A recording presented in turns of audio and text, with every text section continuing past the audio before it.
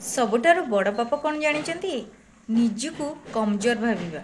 ତେଣୁ କେତେବେଳେ ବି ନିଜକୁ କମଜୋର ଭାବନି, ଆଉ ସବୁବେଳେ ପାଦ ଆଗକୁ ବଢ଼ାଅ, କାରଣ ଆଗକୁ ବଢ଼େଇଲେ ଆପଣଙ୍କୁ ନିଶ୍ଚିନ୍ତ ସଫଳତା ମିଳିବ। ଆପଣ ଭାବୁଛନ୍ତି ମୁଁ ଯେଉଁ ରାସ୍ତାରେ ଯାଉଛି ସେ ରାସ୍ତା ମୋତେ ଡର ଲାଗୁଛି, ମୁଁ ସେ ପାଦ ବଢ଼େଇଛି ଯେଉଁ ପାଦ ତାକୁ ମୁଁ ଫେରେଇ ଆଣିବି, ମୋର ସଫଳତା ନାହିଁ। କିନ୍ତୁ ଯେଉଁ ରାସ୍ତା ଆପଣଙ୍କୁ ଡର ଦେଉଛି ନା, ଜାଣିବେ ଯେ ସେଇଟା ଆଗକୁ ଆପଣଙ୍କର ସଫଳତାର ମେନ୍ ରାସ୍ତା, ଆପଣ ସେଇଠି ସଫଳତା ହିଁ ପାଇପାରିବେ। ତେଣୁ କେତେବେଳେ ବି କିଛି ନ ଭାବିକି ସବୁବେଳେ ନିଜକୁ ପଜିଟିଭରେ ରଖନ୍ତୁ।